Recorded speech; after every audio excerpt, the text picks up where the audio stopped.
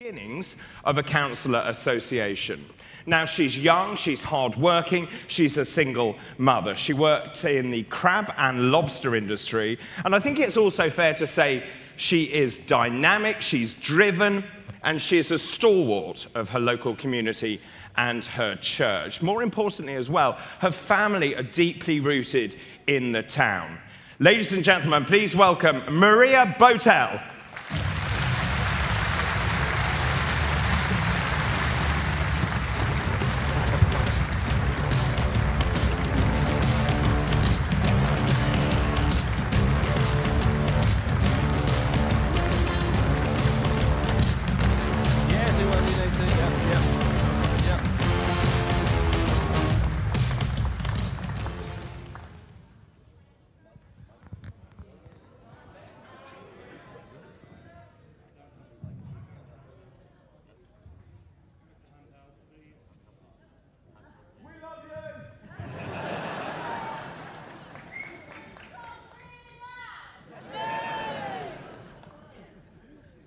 Lovely. I feel like I should be singing. So thank you so much, everybody in this room, online watching, and all the people at home, my own son and my family. I would not be here without any of those people that have been helping and supporting me. I started my journey in politics, I would say, about 4 years ago now. And I never expected to be here, put it that way. During lockdown, it was really tough for me. I was living down south as a Yorkshire girl, and I was isolated, away from all my family, and who was making the rules? So I decided to move back up north, back to Bridlington. It's a beautiful town, but it has some beautiful people. It's one of the most friendliest places. You are all welcome. There's 8 miles of the beach. I'm pretty sure we could fit you all on it. So I want to tell you a little bit about my background, why I got involved in politics, and then also kind of what I envision for the future, and what you guys can help this party achieve is really incredible. And then I want to call you all to action. Because if I can stand here and be a councillor to speak up for my area that I love, I don't see why 4,000 people here can't. And if you can't, thank you. If you can, I want to call you to support someone else that might be good at it. You know, encourage people. And I want to encourage you all and say thank you, but also just encourage you to keep going, because this is the beginning, really. It is the beginning. And I'll go back to my beginning. So I was born in Bridlington Hospital. So it's on the top of the hill, it's a prime location in town, and you can't be born there now. They actually spent £4.7 million on air source heat pumps, on solar panels, but it has empty wards. Empty rooms being heated. And what they've done to the coast and around the whole country, not just in Bridlington, is they've been centralising services. I've spent, as a governor of York Trust, 2 hours listening to DEI hires tell us how they tell other people to be kind to each other. I know. So, I was born in Bridlington.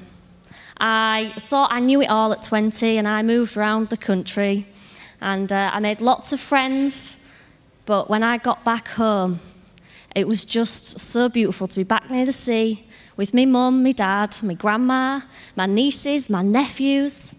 And for me, Reform stood out to me as the party to stand with because of the family values, because of that sense of community. When I moved back up north and I saw the difference in services and the amount of people who felt ignored, I thought, how do you make a difference in this world? How can you change things? So I was never raised to complain, without doing something. So I went along to my first town council meeting, and as someone with faith, I believe in Jesus Christ. He's my saviour. Thank you.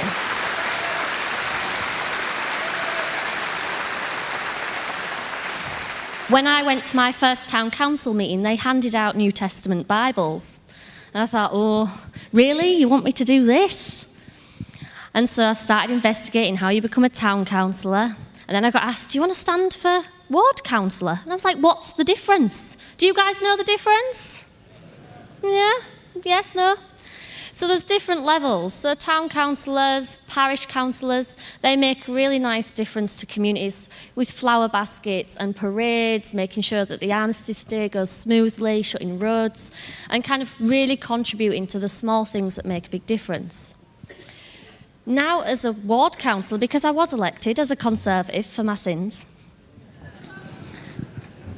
I was elected, and I've since found going to community events and listening to people is something I enjoy, even when it's really difficult. Health in Bridlington is one of the biggest concerns, and we're not being listened to. So we've had meetings and talk shops and groups together, and we've set up a health forum, and nothing seemed to be getting through. So if I can't affect the change at council level, because they keep saying, oh, well, you can't do that as a councillor, that's more MP level. Guess what I did? I stood to be elected in the last election. I didn't win. Thank you. Well, you probably know I didn't win, otherwise they would have introduced me a little bit differently, and I might have been on yesterday. But what happened is I got out into the constituency and I met even more people, and the community of reform support just grew and grew. And for me, it is that my family, coming back to Bridlington to see my mum and my sister and, be able to go for a walk along the cliffs with my dog, it became bigger. My family's become bigger. I have people here that I met during my campaign who I would not have been able to do it without. So I want to ask you guys to give them a round of applause.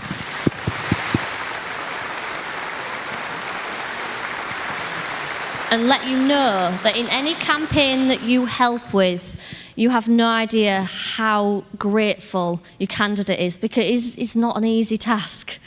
You are pulled from pillar to post, and if you do it well, you don't sleep. But going back to being a councillor. So we have 2 councillors now in East Riding of Yorkshire. So we had someone elected in a by-election on the 4th of July. So even though I wasn't successful as an MP, we now have a group. And in our group, we can affect change, because at local council level, we've got a county council, so 67 councillors, okay? You've got Lib Dems, you've got a few Labour, you have some Yorkshire Party, I don't know if you've heard of them, and then you've got the Conservatives. And because there isn't a large majority, when decisions are made, we can actually affect change by voting with the right decision. So you may not think it can be a big deal, but the little things, when you're getting potholes filled and you're having a handrail fitted for an elderly lady who struggles down her path, you have a real sense of pride and joy knowing that you contributed to your society.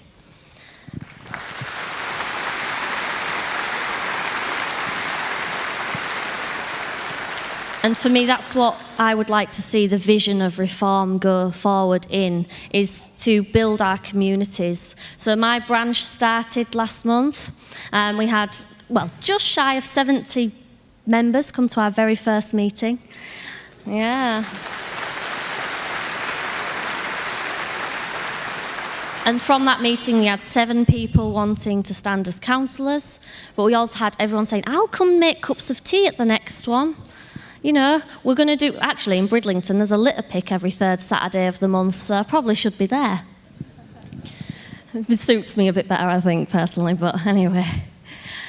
For me, reform is the community that we're building, and actually that sense of, I've forgotten my words.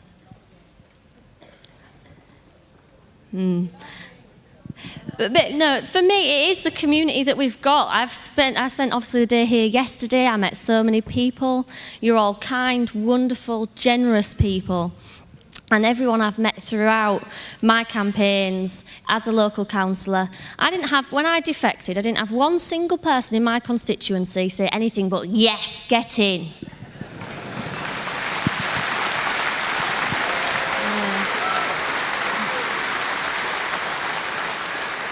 And so I want us to be loud and proud of the fact that we stand for family, we stand for community, and we care about this country.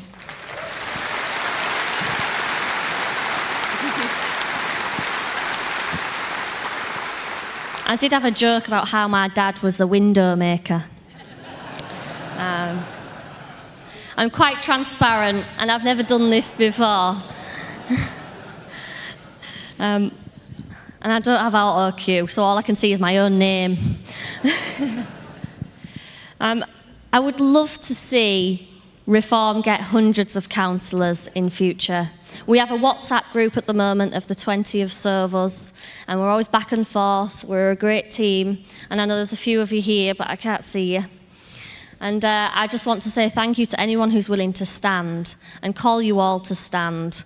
In small ways and big, that is how we'll make change, real change in this country towards the future we can see for our children.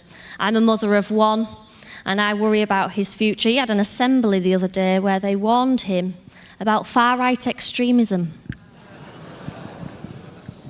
I asked, when's the left-wing extremism coming?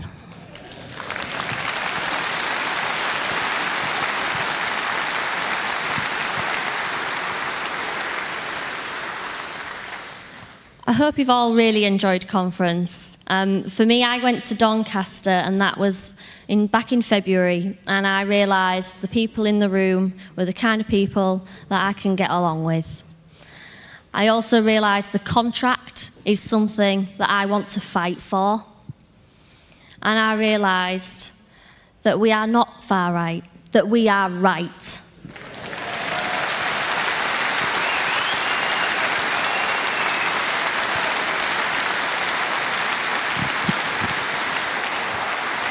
I don't know how long I've been speaking for, so I don't know whether I should just leave now or not.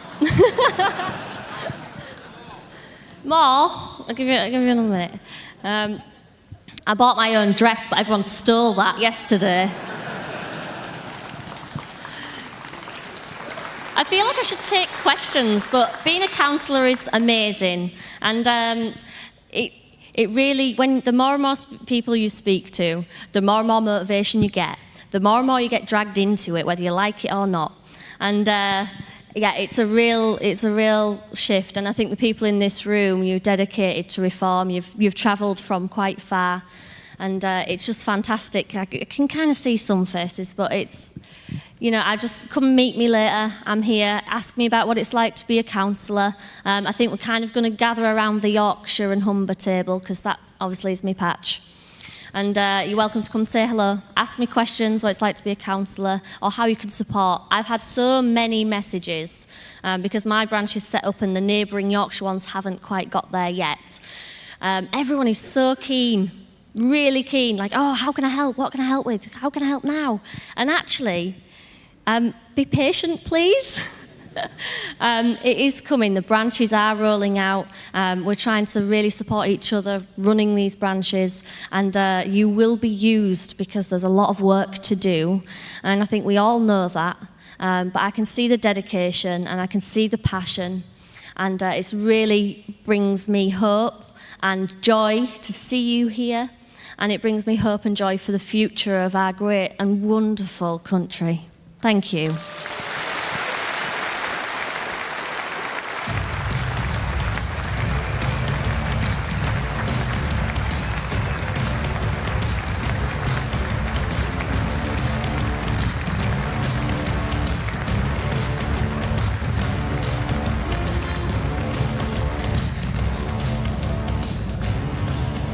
Ladies and gentlemen, Maria Botel, wasn't she fantastic? And look, what a call to action. Look, if Maria can get involved, then you can get involved. We are trying to save this country. We are trying to make Britain great again, and we can only do that if everyone pulls together. Now, I want to move on to our next speaker. I've actually campaigned with this man far too often. He has a very rare gift. He's really good at talking you into doing things you don't want to do. He's really good at it. Actually, he works so hard for the party. He wears out his shoes, delivering leaflets, knocking on doors. He even drove across the country to bring me forms to sign for the parliamentary election. He is our London Assembly member. He's Reform's answer to Penfold. He was actually the holder of Lord Ashcroft's spreadsheets, and then he became our candidate in Chesham and Amersham, and his win this year was the first sign it was going to be a year of success for Reform UK. He managed to break into office in the London elections, and he is now the only man in the London Assembly who even tries to hold Sadiq Khan, that lovely man, yes, that lovely man, to account for his mismanagement, woeful management of London. Ladies and gentlemen, please put your hands together and welcome Alex Wilson.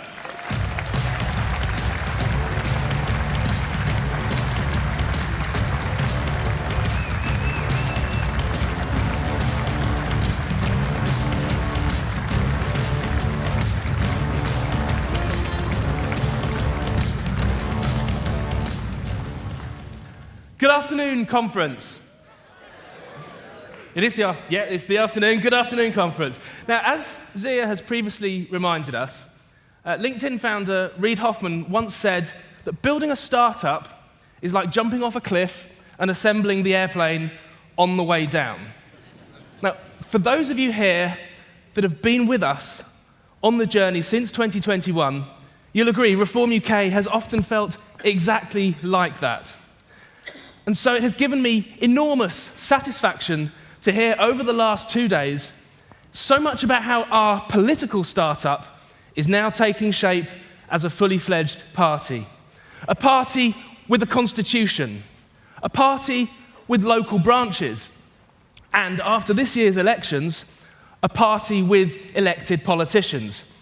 So I would like to do 3 things today. Firstly, I'd like to reflect on this journey that we've been on over the last 3 years, particularly from a London perspective.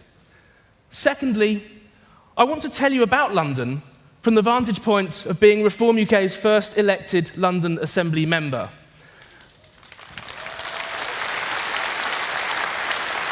And thirdly, I want to look to the future and why, being amongst you all here today, I am filled with optimism. When we took part in the London elections back in May 2021, we had nobody standing to be mayor. All we had was a small team of candidates for the Assembly, a handful of leaflets, and just enough budget to pay our deposit. But that we were able to contest that election at all is entirely down to the leadership and support of one man without whom we would not be where we are today. That man is, of course, Richard Tice. Or to use his full title, the Honourable Member for Boston and Skegness, Richard Tice, MP. Thank you, Richard.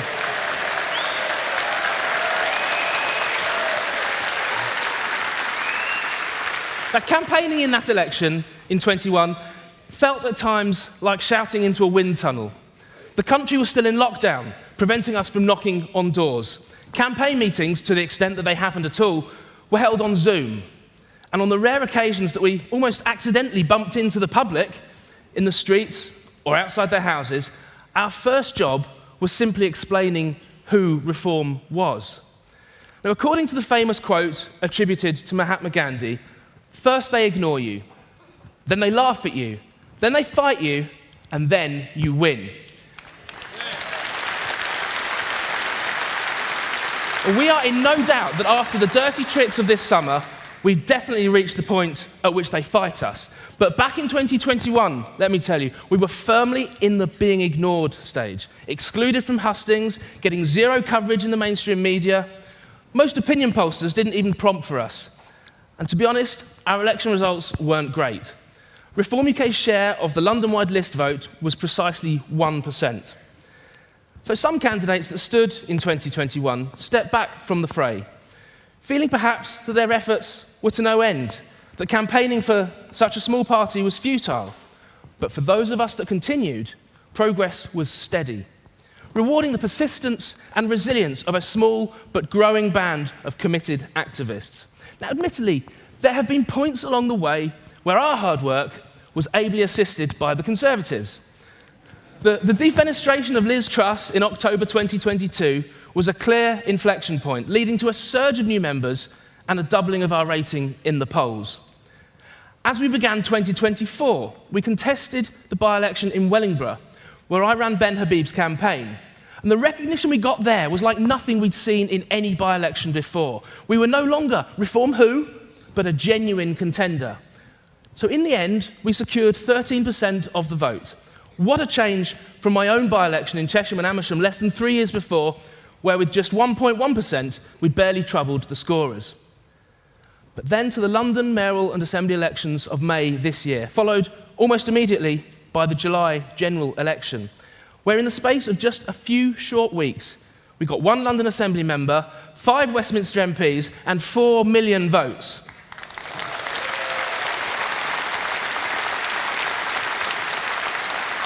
So how did we achieve what we did in May? It was mostly through the simple, hard graft of old-fashioned campaigning, leafleting across the city, street stalls outside stations and shopping centres. We had the Reform taxi, and of course we also had our magnificent Reform bus. But we also had our superstar mayoral candidate, the tireless Howard Cox, who, thanks to his amazing Fair Fuel UK campaign, brought with him a large following, an excellent media profile, and a massive live issue on which to hang our campaign. We were the only mainstream party pledging to scrap all of Sadiq Khan's ULEZ tax on working drivers. And if we win the mayoral election in 2028, we will scrap all of ULEZ. So following from our 1% result in 2021, we achieved 5.9% in the list-wide vote. And as a result, I now sit as one of 25 representatives on the London Assembly, tasked with holding Mayor Sadiq Khan to account in his role, spending his £20 billion budget in a way that should deliver for Londoners. Well, here's a spoiler alert. He is not delivering. In one key area after another, he has failed our city. Sadiq Khan is responsible for policing. The recent Peel inspection report shows the Metropolitan Police scoring inadequate or requires improvement in all areas bar one. London continues to be blighted by knife crime, up 38% since Sadiq Khan took office. The Metropolitan Police has abandoned outer London boroughs, which have next to no blue light response and often no police station front desk. Domestic burglary and car crime have effectively become decriminalised in the outer reaches of our city. Housing delivery has stalled, while prices for both purchase and rent become ever more unaffordable. And in response, central government has cut London's housing target as a humiliating admission of Khan's failure. And of course, the mayor has continued to wage his war on the motorist, building on his extension of the ULEZ zone by now imposing a toll on the Blackwall Tunnel, something that, alongside a group of our Reform parliamentary candidates, I've been leading the campaign against. Now, the date of last year's conference in London will live in our memories forever, for all the wrong reasons. It was October the 7th, and even as I walked back down Edgware Road to the tube station, the Palestinian flags were already out in celebration at the worst massacre of Jewish people since the Holocaust. Straight away, this set the tone for what we've seen on London streets week after week ever since. These are not peaceful protests, they are hate marches. And the unchallenged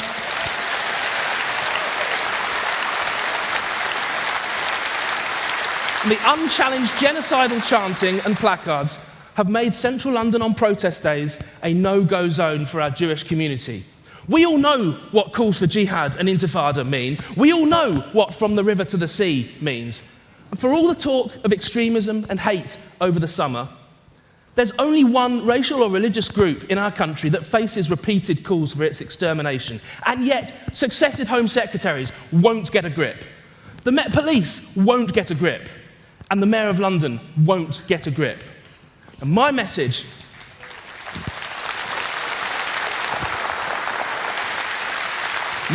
to London's Jewish community is clear and simple. I am on your side. I will uphold your right to live and worship unimpeded in our city, and I will always support Israel's right to defend itself.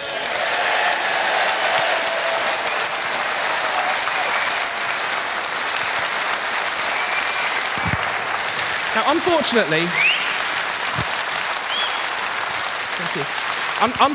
the left has a clear majority on the Assembly. My time for questioning is limited to just a handful of minutes at each session. And yet, as with our presence in the House of Commons, we now have that beachhead. In London City Hall, I'm focused on pushing back hard on what, for all the performative falling out, is a cosy consensus among the other parties. At committee meetings, at plenary sessions, at Mayor's Question Time, I now have the opportunity to put questions not just to the Mayor, but to the other key London figures, such as the Commissioners of the Police and Transport for London, and I will continue to be raising your voice in putting those questions to them.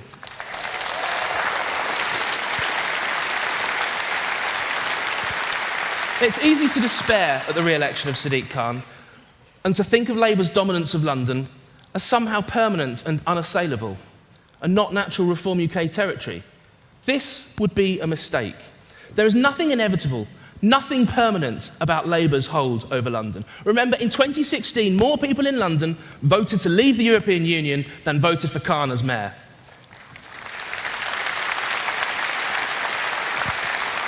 And what is natural Reform UK territory? Let me tell you what I think is natural Reform UK territory. Great Britain, all of it, including our capital city. Of course, we need to target our priority areas and try and replicate the Lib Dems' expertise in leveraging their vote share for maximum seats. But the story of Reform UK in London, as across the country, is one of increasing momentum and a great deal of promise. Under Nigel's inspirational leadership and the instant boost his return brought to our polling, media attention, excitement from voters, and every aspect of the campaign, we had a fantastic general election. We proved the pundits wrong, and on all three key measures, raw votes, percentage vote share, and seats won, we smashed UKIP's record from 2015. And we did that without yet having a sizable local government base, but believe me, that is coming, and without having won a European election the year before. So that election, that general election, has taught us a great deal about our voters, and just as importantly, about our next tranche of target voters. We came in the top 3 in over 2/3 of constituencies nationwide. The challenge now, which we're starting today, is to build the ground organisation to match the air war, so we turn the third places into seconds and the seconds into firsts.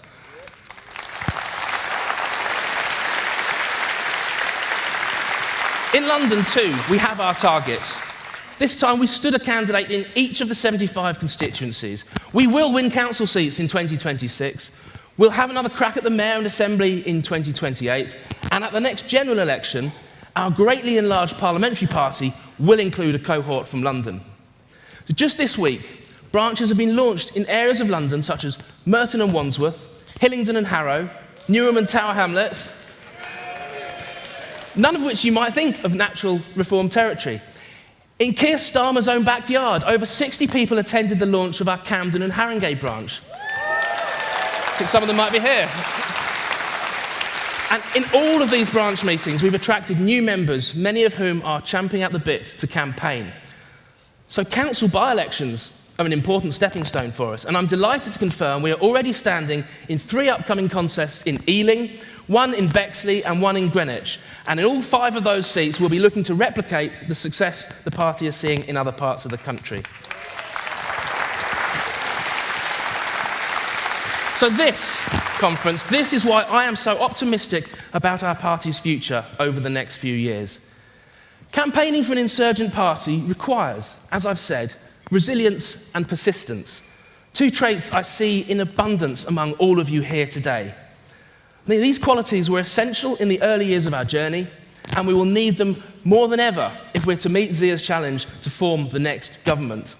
Along the way, you may hear a number of reasons why this is simply not possible, why it makes little sense to campaign or stand for reform. But let me remind you what people were saying from 2021 onwards. They used to say, Reform UK won't succeed until all the small parties on the right get together. Remember that? Nobody's saying that now. Then they said, Reform UK might do well in the polls, but they won't win any seats. Nobody's saying that now either. Then they said, a vote for reform is a wasted vote. Well, we've just had 4 million reasons for no longer saying that.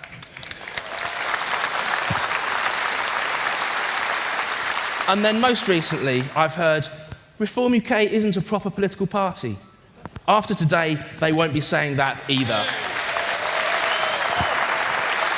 Because now, what we are seeing increasingly is negativity being flipped into positive support, inertia flipped into action, apathy flipped into anger, because everybody has their tipping point. Everybody reaches a stage beyond which they can no longer sit quietly and watch the news on TV or scroll through their social media feed without saying, enough is enough. I hit my own tipping point during lockdown, when our government embarked on the most far-reaching and unjustified assault on individual liberty of modern times. For some, it was what happened to Liz Truss. For others, it was Labour government's authoritarian response to the recent disorder. But at some point in the past, you all hit your tipping point. That is why you're here. And look around you today. You are all in very, very good company.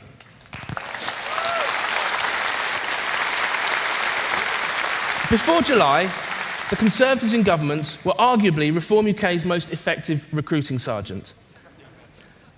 But now Labour, under Keir Starmer, is doing, if such a thing is possible, an even better job for us. How different from the presentation-obsessed era of Tony Blair? Could you possibly imagine Peter Mandelson, with his obsessive control of the optics and the news agenda, allowing the removal of winter fuel payment and the early release of violent prisoners on the same day?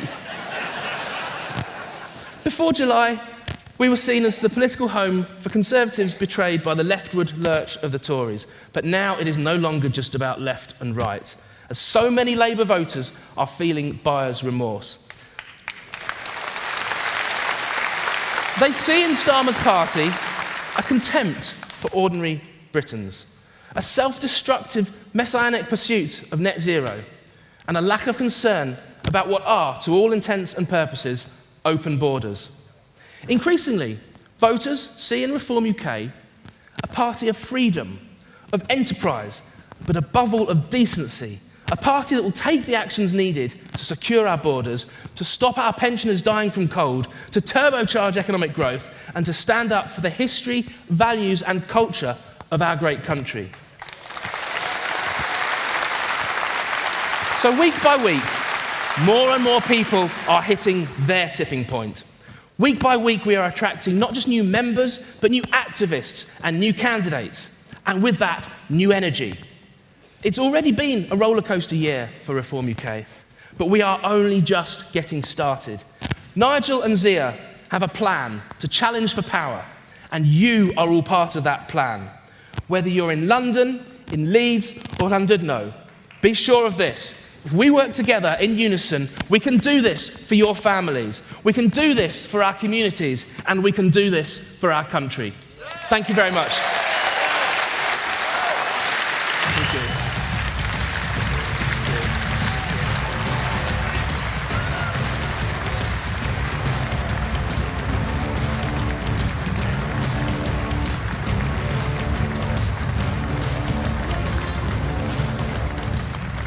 Isn't he good? Yeah, he's really good. Honestly, he is so good at the ground game, and that's what this is all about, actually. Getting out there, knocking on doors, talking to people, actually understanding where voting intention is at. And Alex taught me pretty much everything I need to know about doing that.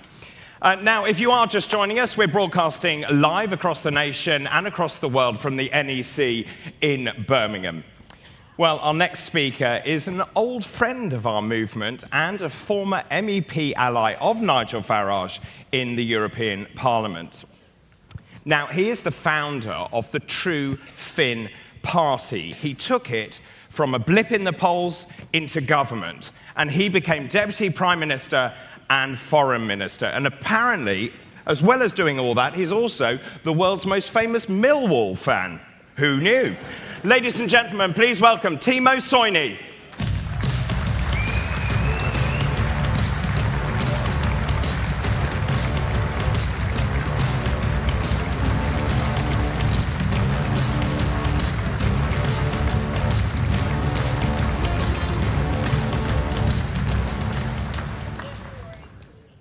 Good afternoon, conference.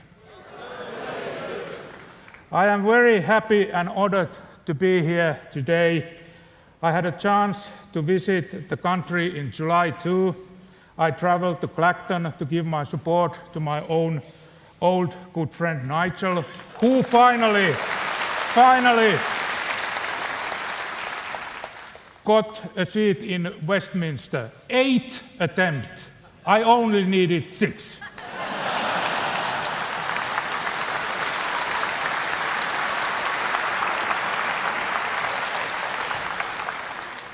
It was a tremendous night, and I'm certain I will never forget it.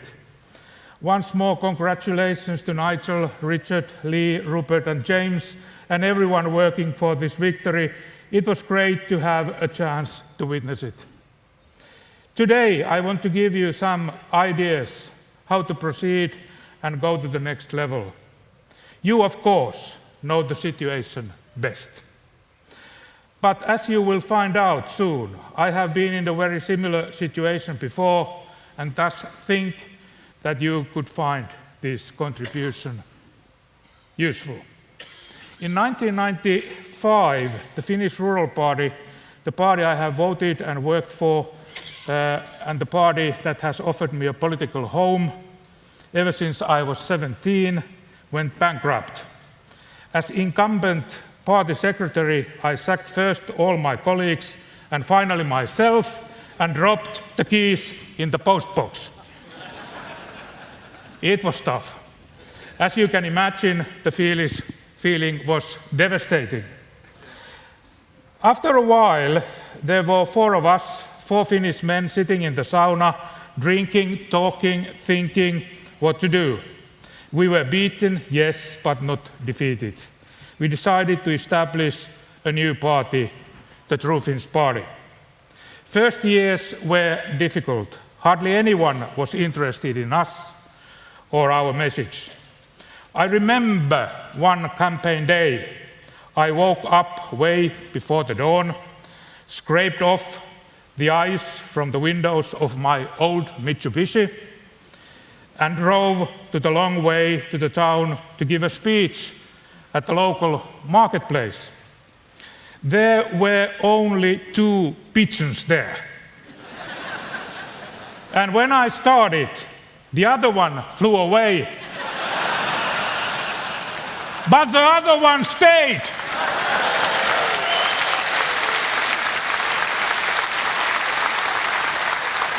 I guess it wasn't completely hopeless. In 2003, I ran for the parliament for the 6th time, and finally I got in, and there were 2 others too. Next time, we got 5 mandates. 5.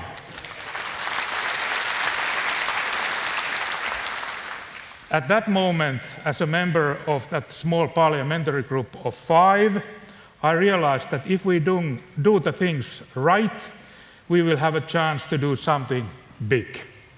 Soon after, I served as an MEP for 2 years in Brussels, cooperating with Nigel and the other wonderful UKIP members. For me, Those were good years.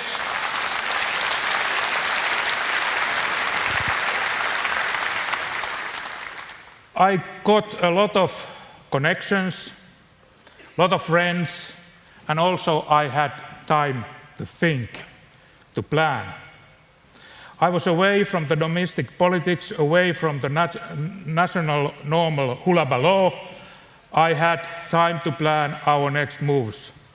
And I think Nigel had the similar moment now, before he decided to run for the parliament this year. Take a distance to think what needs to be done and make things better. 2011, there was a general elections in Finland. The Finnish party grew from 5 to 39 out of 200.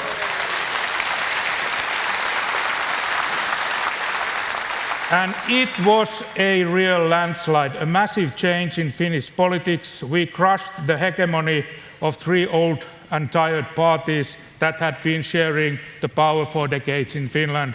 We became the leading opposition party.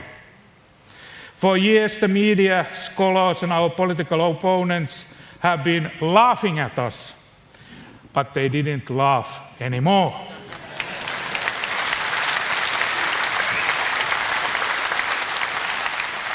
Our opponents got angry and scared. They started to attack us. The leftist groups organized demonstrations against us. This is not my Finland, their banners screamed. Left-wing fearmongers told every single foreign journalist they met that we are all far-right, racist, xenophobic, misogynistic loonies. YLA, the Finnish BBC, also played their part. I'm sure you know what it's like.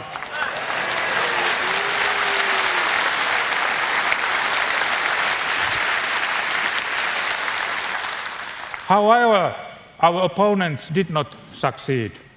4 years later, we won again.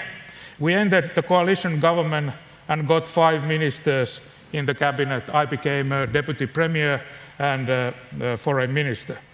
So how this is possible to grow from 4 men in the sauna to the party with 5 ministers? The most important lesson, listen to the people. Listen to the people.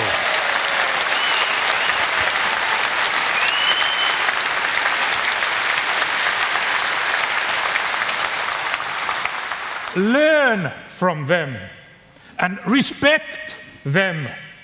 Never forget those who have been left behind.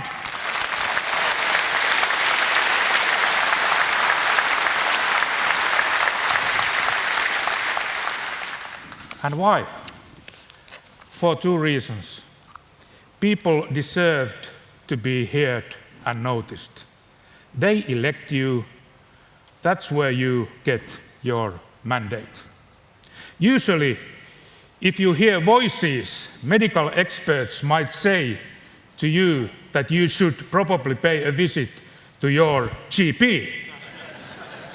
But in politics, hearing voices makes you the wisest person in the room.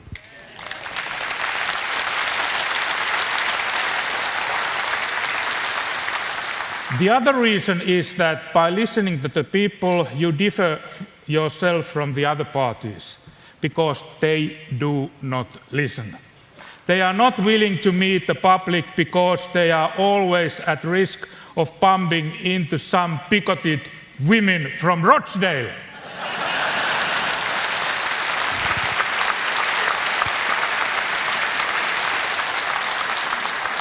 Have you noticed that all across Europe, after every general election, old parties and the media are always offering the same, no matter what the result is? More European Union, green transition, failed immigration policy, actions that impoverish other areas, and isolation of the populist party. This is every time the same treatment. No matter how the people vote, no matter how their opinions are, status quo will remain and nothing will change. Old parties do not listen to the people, they don't care.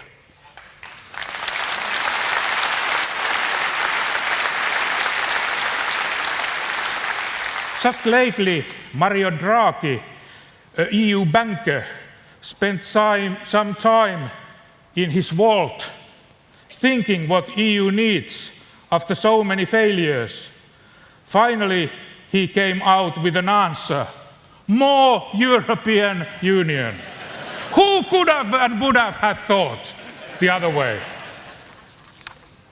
A couple of weeks ago, we learned that EU diplomats have been running cigar and alcohol smuggling in their office in the Southeast Asia.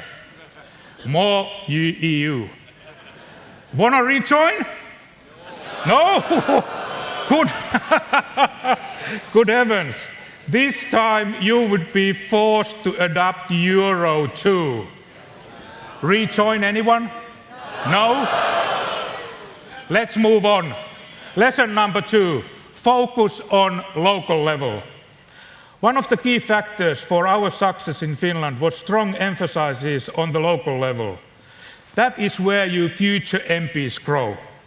It is highly important that you get local councillors all around the country, someone in every nook and cranny to carry the flag and to remind local people that Reform UK is there.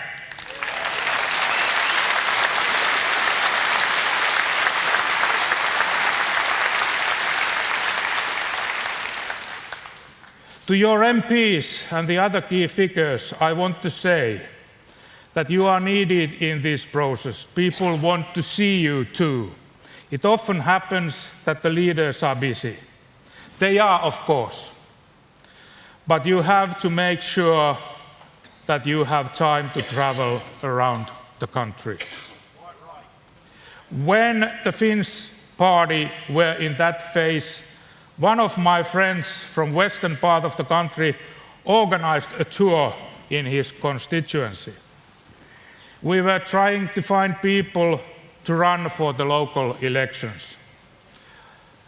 He said that when advertising his tour, he had added to the text, "Come meet Timo Soini and sign up to him personally." I thought this is ridiculous. Luckily, he hadn't asked me for the permission because I would probably have said no, but it worked. Many people came to meet me and we got a lot of good candidates. Many of them became councillors. Listen to the people.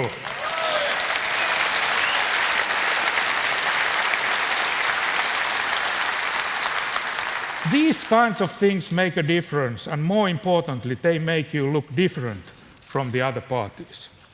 Lesson number 3, do not give weapons to your opponents. The media has a story set ready for you.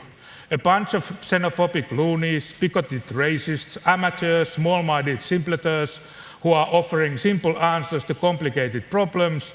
They are hunting for stories to support this view. Do not feed them.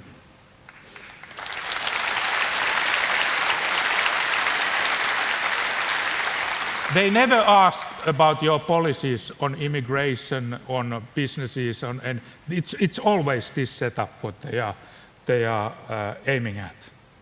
In the Finnish party, we were in the similar situation after our landslide victory in 2011. I remember one time I was visiting London for business as a leader of the opposition. BBC Hard Talk wanted to interview me, and I saw it as a good opportunity to speak about the failures of the European Union. Unfortunately, the journalist wanted to hear what I thought about some racy comments made my party colleagues. Silly remarks making us sound weirdos when talking out of context. This is the treatment you get. In 2015, just after we had started the coalition government, the migration crisis reached the Finnish border. One of our MPs wrote a questionable story on his Facebook account using war rhetoric against immigrants. The opposition flared up and our coalition partners got cold feet. Instead of changing immigration policies, which would have been the answer, they were busy attending demonstrations to proclaim Finland is not a racist country. In all of these occasions, the MPs thought they were just making their best to promote the agenda and help the party. Nevertheless, with their good intentions, they were just paving their way to, well, not a good place. The pressure from the media and political opponents is huge, and for some, it became unbearable. Organize events and create tools which help you, actors and supporters, handle that pressure. Train them like Queen Elizabeth, God bless her soul, once said.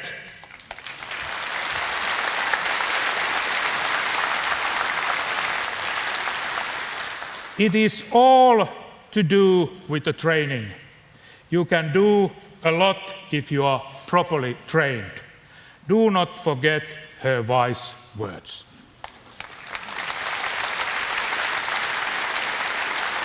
And if there are rotten apples that don't listen, do not understand the damage they are making, and cannot learn by mistakes, sack them.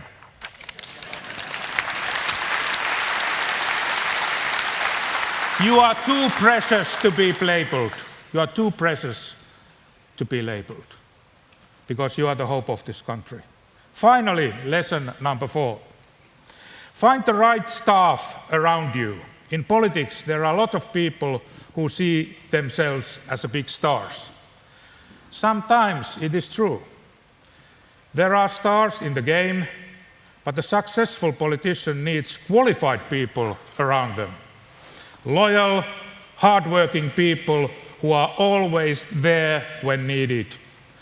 If you are a soldier in a very difficult position, fighting in a trench, who would you like to be there beside you? The answer is not anyone will do. No way. You want somebody who knows what they are doing. When I was a foreign minister and deputy premier, I had an excellent team. Even back in Brussels, I have a really good team. I sometimes compared it to symphony orchestra, although I am a status quo man, you know.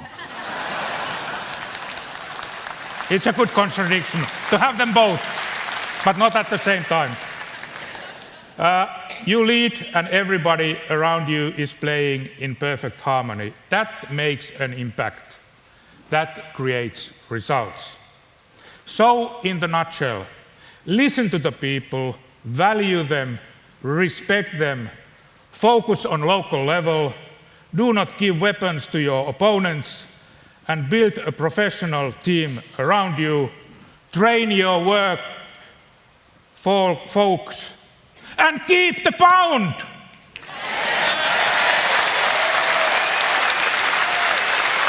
Yeah.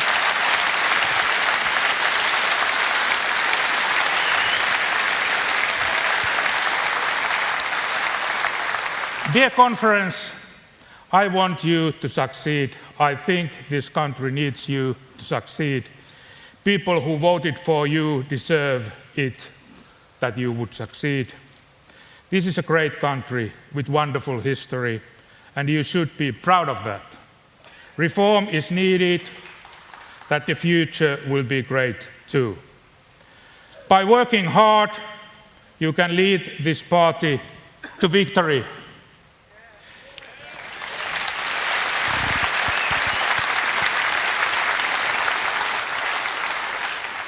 Victory at all costs. Victory in spite of all terror. Victory, however long and hard the road may be, for without victory, there is no survival. Thank you very much.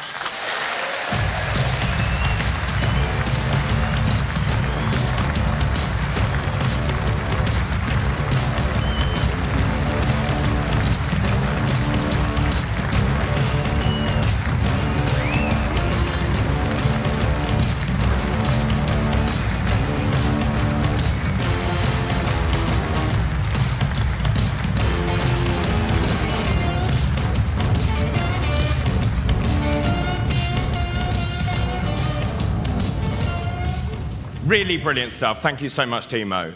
Now, our next speaker is one of Britain's leading public intellectuals and has been charting the growth of our movement and tribe since 2012. He's now best known as a commentator and pollster, and let me tell you, he isn't shy of asking the public the questions which the establishment would far rather were not asked. Ladies and gentlemen, please welcome Professor Matt Goodwin.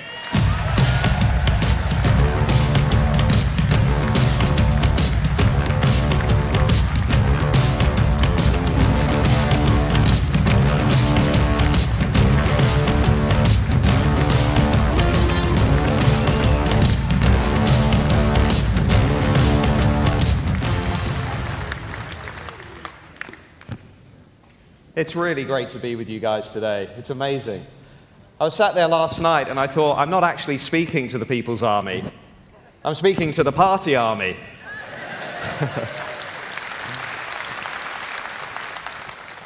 Some of Nigel's team backstage, they said, listen, Professor, this conference is going so well. Can you not bore everybody with your statistics? I said, well, I'm going to give you 2 statistics right from the top.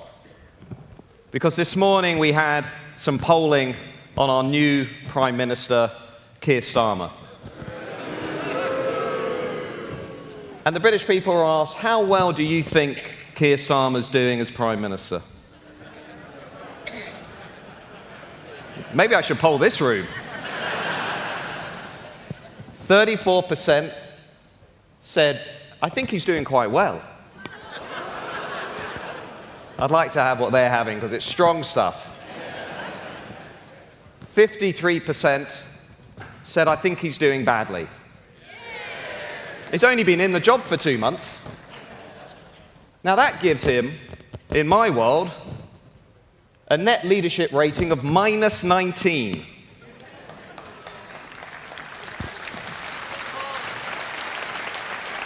And that's what I call Prince Harry territory.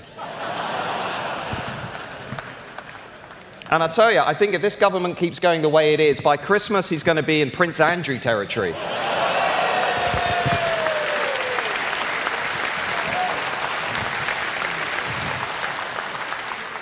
Now, I was asked along to talk to you about who's voting for Reform and the People's Army. And they asked me because I've done a load of surveys. I've done the biggest surveys on Reform voters in the country. If you read my newsletter, you'll know what I'm talking about. But I want to start with a story. I'm going to tell you a brief story about a young British man, and I want you to remember his name. His name is Thomas Roberts. Thomas Roberts was an aspiring Marine. He wanted to serve his country. In 2022, Thomas Roberts was murdered by an illegal migrant from Afghanistan called Lawangin Abdul Rahamzai. He won't grow up to serve his country. He won't marry his girlfriend and have children. He won't have another pint with his mates. At every stage of this tragic story, Thomas Roberts and his family were let down by the state and by the elite class. It is an unbelievable story. It was their policy of open borders and mass migration that allowed this guy to enter Britain illegally.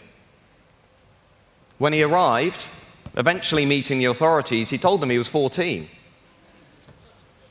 So they put him, without checking, into a secondary school next to Year 9 school children. Conference, he wasn't 14. He was 19, and he'd already killed 2 men in Serbia.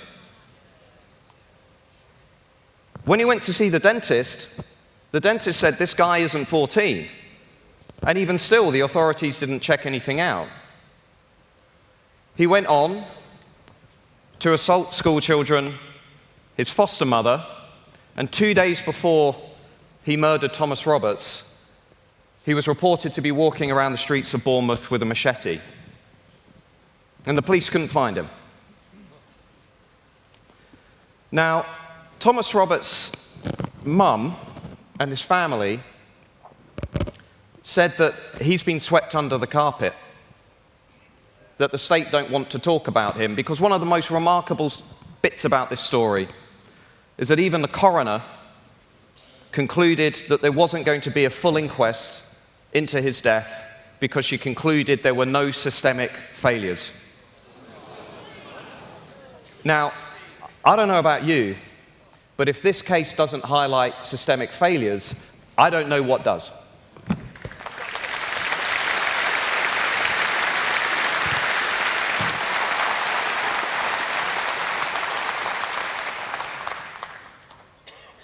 And his family said, you know, they've thrown our son under the carpet. I've never met his family, but if they're watching today, I would like them to know that there are people in this country that are talking about their son, that aren't going to forget their son, and are going to do whatever they can to ensure that other children are not murdered on Britain's streets by people who shouldn't be in our country to begin with.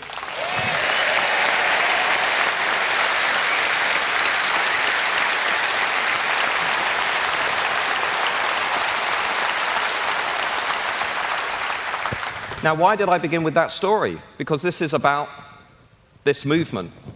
If you ask Reform voters, why are you voting Reform? The number one issue, stop the boats, secure the borders. It's not even close.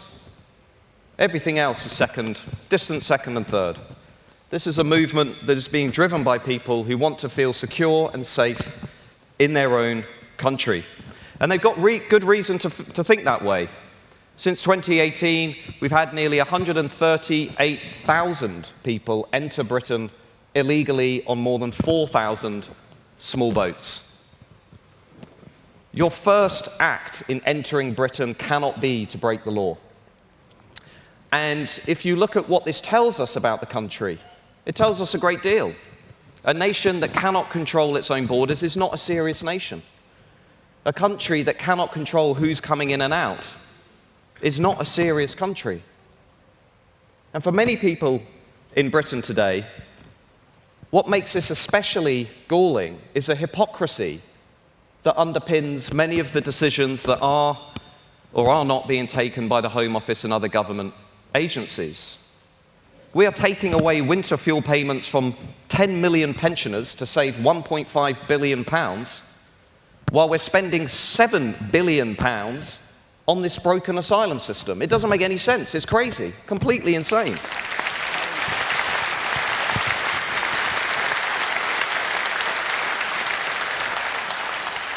And to top it off, David Lammy, or as I've learned at this conference, Looney Lammy, came out a couple of weeks ago and he said, well, I'm going to spend another £100 million giving it to tin pot dictatorships in the Middle East and Africa to try and stop migration upstream, while not bothering to control our borders here in Britain.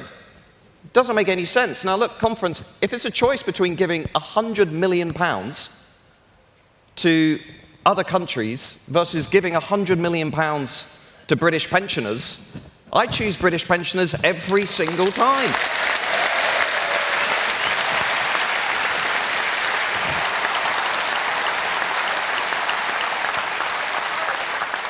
And, you know, the worst bit in all of this as well, while I'm on a roll, is for people who then stand up and say, actually, I'd quite like to control our own borders, I'd quite like to lower migration, I'd quite like to know who's coming in and out of the country, they now get hit with the new word in town, the new word in Westminster. I'm sure you'll hear a lot about it at the Labour conference. Misinformation. Ask questions about mass immigration, you're misinformed. Suggest that this might be driving up house prices and rents, you're misinformed. Suggest that immigration might be increasing crime rates, especially sexual assaults, you're misinformed. But you know what's remarkable is a couple of weeks ago, I watched a committee discussion with 5 Reform MPs. That discussion was only happening because Reform won 5 MPs, in which a series of remarkable revelations were made. The Department for Work and Pensions is no longer making information on welfare by nationality and immigration status available to the British public. Gets worse. HMRC no longer making information on tax credits and tax benefits by nationality and immigration status available to the British public. The Home Office not making data on prisoners and arrests by nationality and immigration status available to the British public.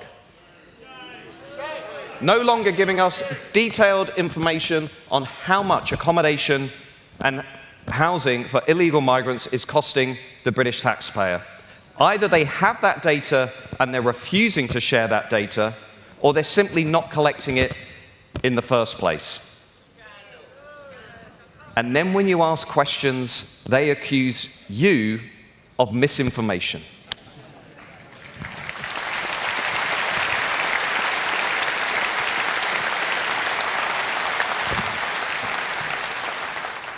I say, if they're so confident about this experiment, because that's what mass immigration is, it's an experiment. We've never done this before.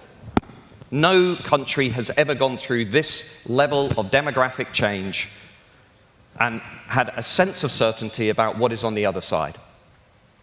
If you're so confident about this experiment, show us the data. Let's see it.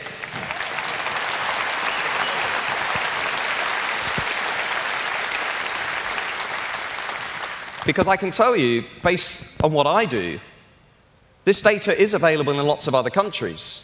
Sweden, Finland, the Netherlands, increasingly Germany, suddenly realizing that maybe this experiment wasn't such a good idea to begin with. And it tells a remarkably consistent story. Mass immigration isn't an unquestionably positive thing for society.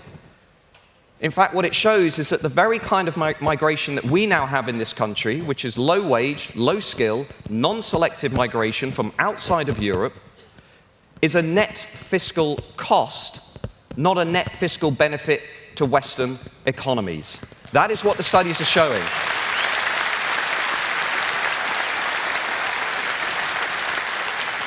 Which is why I wasn't surprised by the Office for Budget Responsibility finally the expert class in the UK starting to realize what has been blindingly obvious to everybody else for the last 10 years, that actually low-wage, low-skill migration in the UK, on average, every low-skill, low-wage migrant is costing the British taxpayer £150,000, which rises to £500,000 if they live to the age of 80 and rises to £1 million if they live to the age of 100.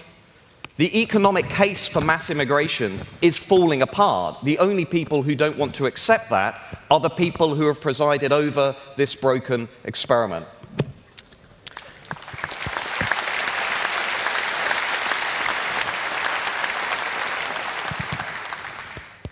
And this was all brought in by the Conservatives, by the way. New Labour opened the gates in 2004. But I'm just going to be real with you. It was Boris Johnson who liberalized the entire system. It was Boris Johnson who promised the country that he was going to lower migration and introduce a high-skill, points-based system that was going to bring over the best and the brightest. And what he gave the country was the total opposite of that policy. Prosecuted. Now, they say the definition of insanity is doing the same thing over and over again and expecting a different outcome. Well, if you vote Conservative over and over again while expecting a different outcome, I'm afraid you are.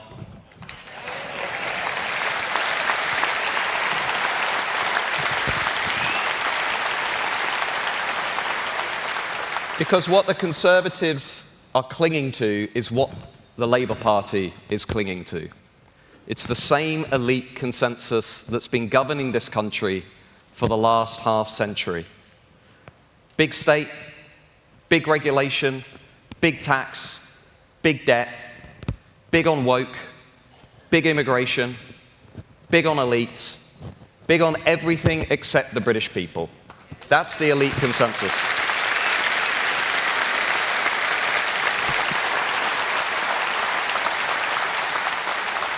And that's why reform voters are so distrustful of the established political class. Again, you say to them, what are the top issues? I want to stop the small boats, number one. I want to lower legal immigration, number two. I want to bring down the cost of living, number three.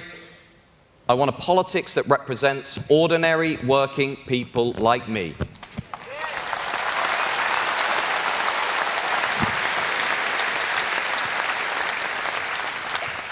Those are your core issues. Now, one of the mistakes new parties make is they start focusing on stuff outside of their core issues. Because they get excited. Suddenly they want a full manifesto with detailed policies on everything from, climate change, net zero, housing, education, pensions, environment, you name it, the whole bag. What I would suggest to you as a new party is you need to stay laser-like focused on your core issues. Core issues.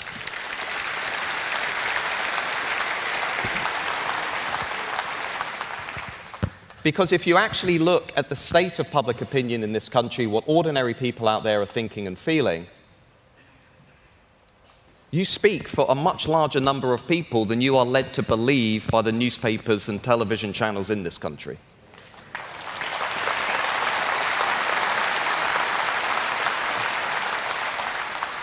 You are told time and time again that you represent a fringe minority. You are told time and time again that you are the populists who speak for no more than 10% of Britain. Well, let me just share a few more statistics with you so I can irritate the guys backstage. 66% of all people in Britain think immigration is too high. 85% think the governments on both the left and the right have been managing this issue badly. 2/3 of Britain think the country has lost control of its own borders. Only 20% of Brits think mass immigration has been good for Britain. You are speaking for the forgotten majority. That is what is going on here.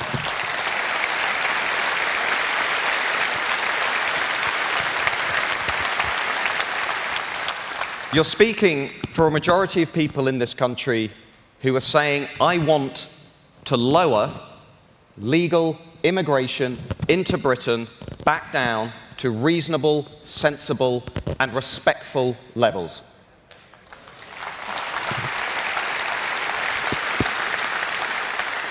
You're speaking for a majority of people in this country who think that it's absolutely essential that the British people are treated with respect and decency by having strong borders that keep them and their children safe and secure in their own country.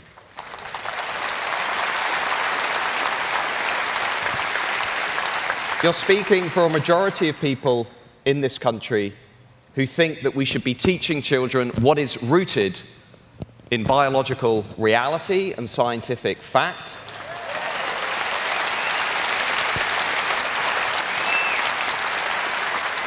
That we shouldn't be teaching children that little boys can become little girls and little girls can become little boys.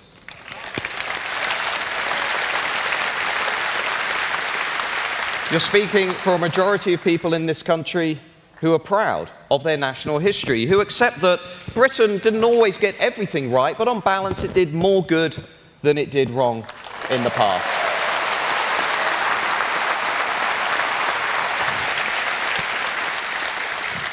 And you're speaking for a majority of people in this country who think that actually there's more to who we are than a bland celebration of diversity.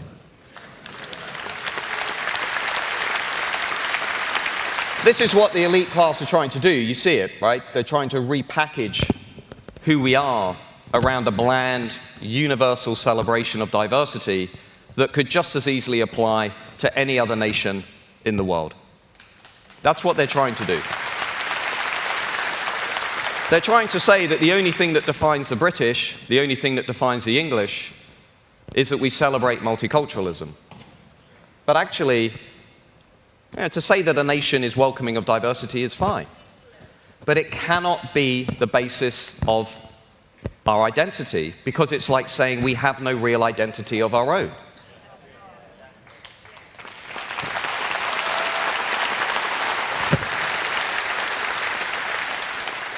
So you're representing a majority of people in this country who do think there's something incredibly special about coming from these islands, who do think that actually we should be proud of our history, we should be proud of our culture, we should be proud of our values, we should be proud of our ways of life, we should be proud of our contribution to Western civilization, and we should pass on that pride to the next generation through schools, through universities, and through public institutions.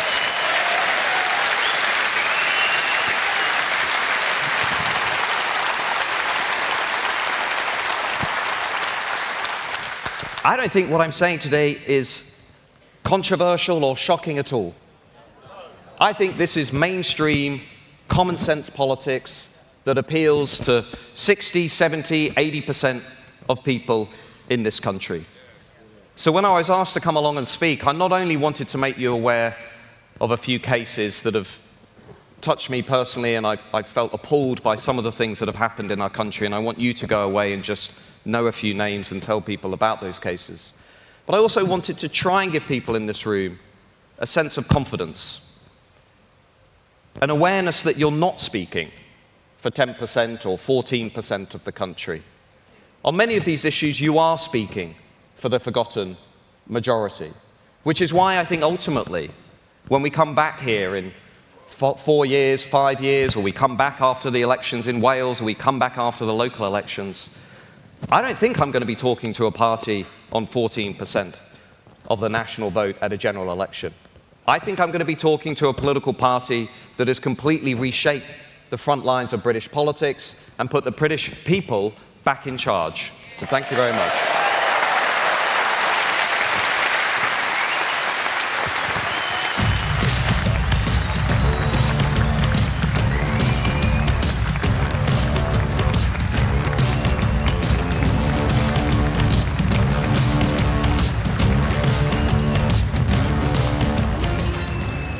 Thanks very much, Matt. Have you had a good conference?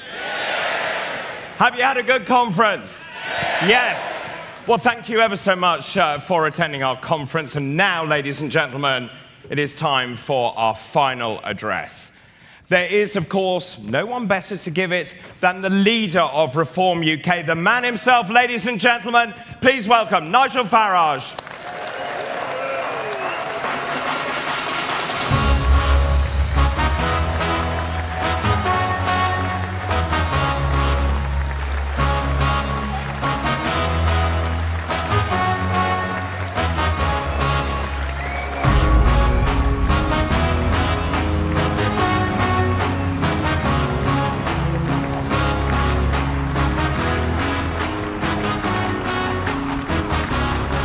Good afternoon, conference. I've been going to party conferences for over 3 decades. And nearly always, there's some disaster that befalls them, leaving the media in a happy position for them where they can ridicule everything that has taken place. In the Labour Party's case, it's happened before the conference has even begun.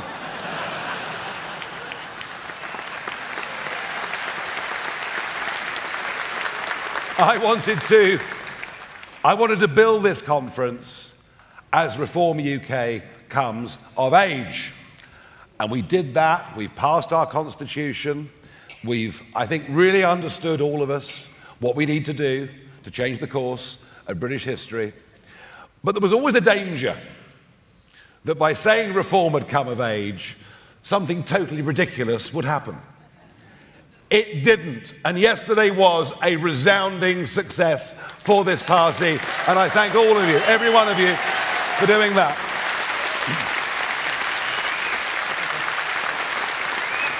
I want to thank on behalf of all of you, our speakers, from the redoubtable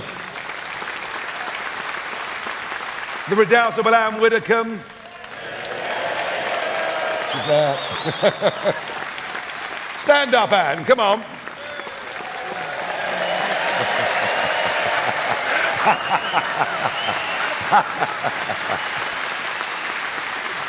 Oh, I'm sorry for doing that, Anne. I know how shy you are. That must have been very difficult. We had the inspirational Ant Middleton. We had our MP speaking. It was tremendous. Tremendous. We've had our compere, the modern-day Bob Monkhouse, David, who's done an amazing job. Richard, our deputy. Zia, our new chairman.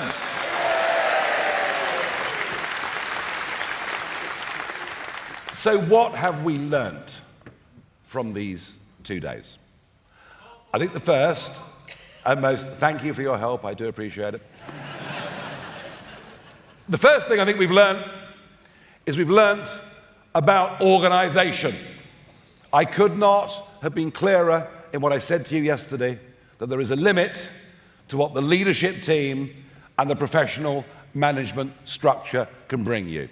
Yes, of course, we can make the big arguments. Yes, of course, we can make the news. Yes, of course, we can dominate social media in a way the other parties couldn't even consider. And yes, of course, with a small professional team, we can put together unbelievable stage sets and conferences like this.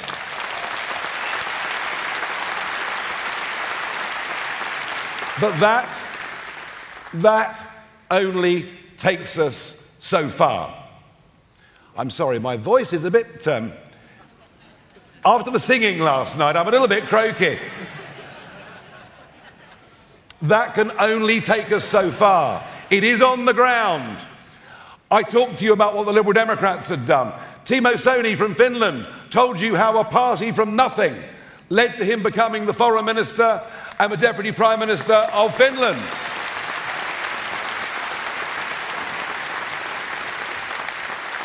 Getting all you good people organised together in teams, in constituencies, on campaigns, growing our membership, raising money, getting candidates, getting training, winning elections, those building blocks through to the next general election cannot be done without you.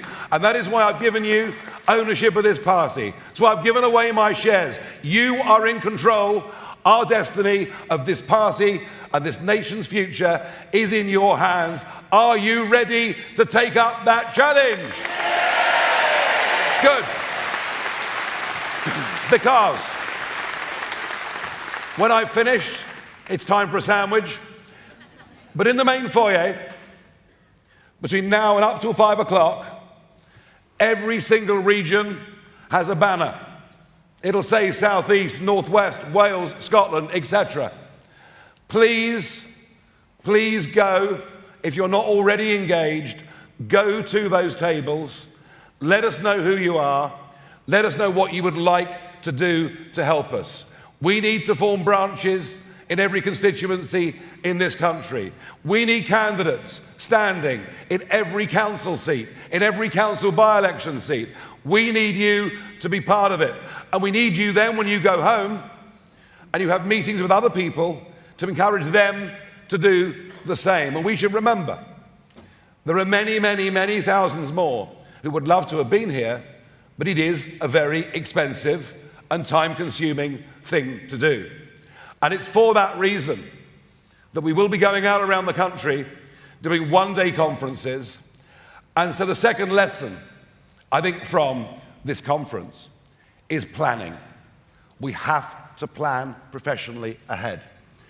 And to that end, I will be in Newport, South Wales, on the 8th of November for a one-day conference. And the tickets for Reform UK's Welsh meeting will go live at 1:30 today. So we give the opportunity to everybody in Wales to come and join us on that day, to replicate what we've done here, but to be able then at the end of the meeting to break them down into their individual constituencies. On the 9th of November, I will be in Exeter doing a Southwest conference. The tickets are not yet available. They will be within the next couple of days. On the 11th of November, I'll be up in the Northeast, and that'll be just for Northeast members, and hopefully some donors that Sir John and others can find to come into the room. And on the 30th of November, Richard Tice will be in Scotland, where we are making astonishing progress with almost no resources. All of which goes to show that I meant what I said yesterday. Sky is the limit for this party. There is nothing that we cannot achieve.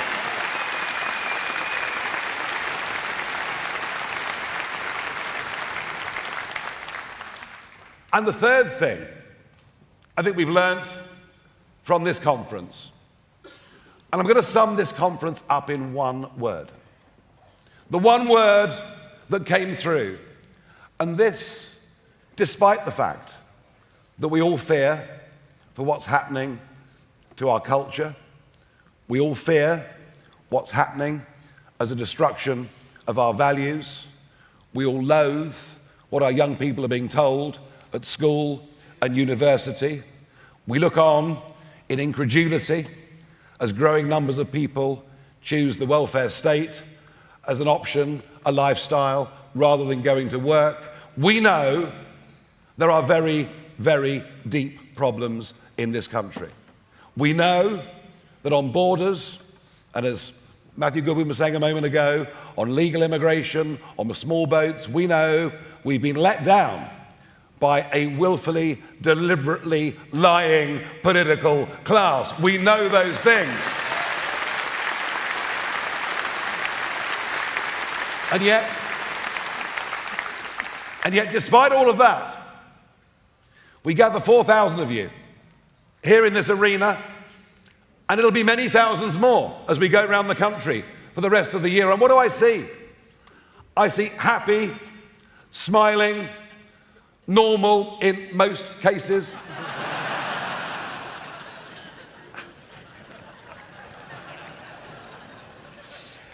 I see people who care passionately, but I see people who are real. And real people, however tough things are, laugh, smile, sing, dance, have a drink, have fun. And that's what you've been. It has been the most joyous gathering of a political party I reckon has ever happened in this country in modern history.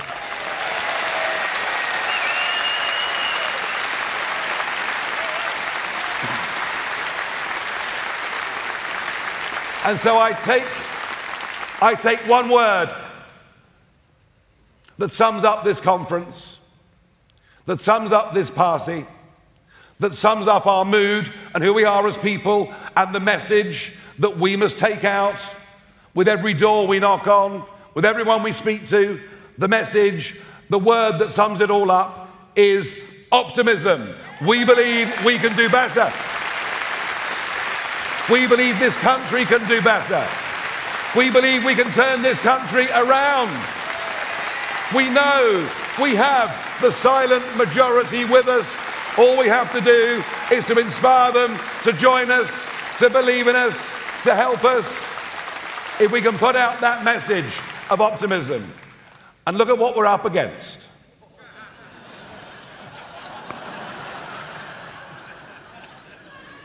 I mean, I didn't agree with Blair, but at least he said things can only get better. Starmer says things can only get worse. And a Tory party made up of a variety of misfits who are split down the middle and stand now for precisely nothing. The door is open. Please take home with you that optimistic message. Don't ignore me when I say please go to the foyer, sign up according to your region. And my thanks to end the official part of this conference, my thanks above all is to you for turning up, for being here, and for making me realize that that momentous decision that I took on June the 4th this year, that momentous decision to give up the good life,